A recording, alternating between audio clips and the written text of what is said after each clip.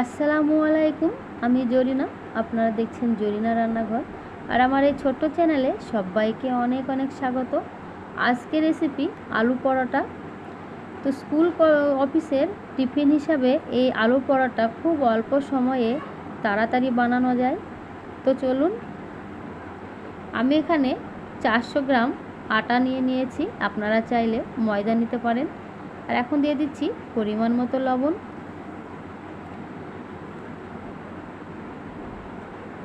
আর দিয়ে দিচ্ছি 2 চামচ মতো সাদা তেল। এবারে আমি উপকরণগুলো একই সঙ্গে মিক্স করে নেব। খুব ভালোভাবে মিশিয়ে নেওয়ার পর এবারে আমি অল্প অল্প জল দিয়ে আটা খুব ভালোভাবে মেখে নেব এবং মেখে একটি ডো তৈরি করে নেব। তো ডো তৈরি করা হয়ে গেছে, এবার আমি 10 মিনিট ঢাকনা দিয়ে রেস্টে রেখে দেব। আর এদিকে উনুনের কাছে চলে এসেছি। আগে থেকে আমি কড়াই বসিয়ে দিয়েছিলাম। এখন দিয়ে দিচ্ছি সরষের তেল, আর দিয়ে দিচ্ছি গোটা জিরে, আর দিয়ে দিচ্ছি পেঁয়াজ বাটা, আদা বাটা, আর আগে থেকেই আমি কিছু আলু সেদ্ধ করে রেখেছিলাম। এবার আলু সেদ্ধ হাতে ভেঙে ভেঙে দিয়ে দিচ্ছি।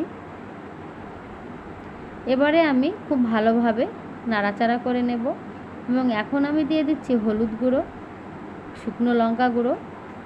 এবার সবগুলো ভালোভাবে মিশিয়ে নিয়ে আমি আস্তে আস্তে কষিয়ে নেব। এখন দিয়ে দিচ্ছি পরিমাণ মতো লবণ। এবারে আমি 2 মিনিট ধরে কষিয়ে নেব। সবশেষে দিয়ে দিচ্ছি ভাজা মশলা। তো ভাজা মশলার আমি অর্ধেকটা দিলাম। এই ভাজা মশলার মধ্যে আছে জিরে, মৌরি, ধনে, জায়ফল, জয়িত্রী আর একটা এলাচ দিয়ে আমি একসঙ্গে ভেজে নিয়েছিলাম। এখন আমি ময়দাটা মাখতে চলে এসেছি। 5টি লেচি কেটে নিয়েছি। এবারে আমি একে একে বলে নেব। তো এরকম করে একটু বড় সাইজের পাতলা করে বলে নিতে হবে। পাতলা করে বলে নিলে ভাজাটা খুব সুন্দর হবে এবং খেতেও ভালো লাগবে। এখন আমি আলুর পুর দিয়ে এইভাবে 2 সাইড মেরে নিলাম।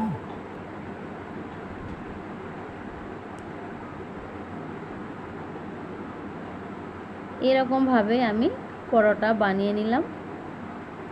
আরও একটা বানিয়ে নিলাম। তো এরকমভাবে আমি সবগুলো বানিয়ে নিয়েছি। সবগুলো বানানো হয়ে গেছে। এখন আমি প্লেটে তুলে নিচ্ছি। আর প্লেটে তুলে চলে আসলাম উনুনের কাছে। উনুনের কাছে এসে আমি কড়াইয়ে সাদা তেল দিয়ে দিলাম। এবার একটা পরোটা আমি তুলে দিয়েছি।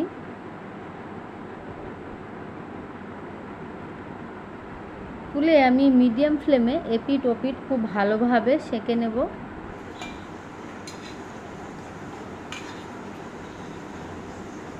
তো রেসিপিটি ভালো লাগলে অবশ্যই একটা লাইক দিয়ে ভিডিওটি দেখা শুরু করবেন। চ্যানেলে নতুন বন্ধু হয়ে থাকলে প্রথমেই চ্যানেলটিকে সাবস্ক্রাইব করে বন্ধু হয়ে আমার পাশে থাকবেন। আর এই পরোটা বানিয়ে খেয়ে অবশ্যই কমেন্ট করে জানাবেন কেমন হয়েছে। এটা স্কুল অফিসের টিফিন রেসিপি ছাড়াও রাতের ডিনারেও কিন্তু আমি মাঝে মাঝে এই পরোটা বানিয়ে নিই, কারণ হাতে সময় না থাকলে খুব অল্প সময়ে ডিনারে এই রেসিপিটি রাখতে পারেন। নতুন নতুন রেসিপি পেতে আমার চ্যানেলটিকে সাবস্ক্রাইব করুন আর আমার সঙ্গে থাকুন। এতক্ষণ আপনারা দেখছিলেন জরিনার রান্নাঘর। আজকের মতো ভিডিওটি এখানেই শেষ করলাম। দেখা হচ্ছে আগামী দিন নতুন কোনো রেসিপি নিয়ে।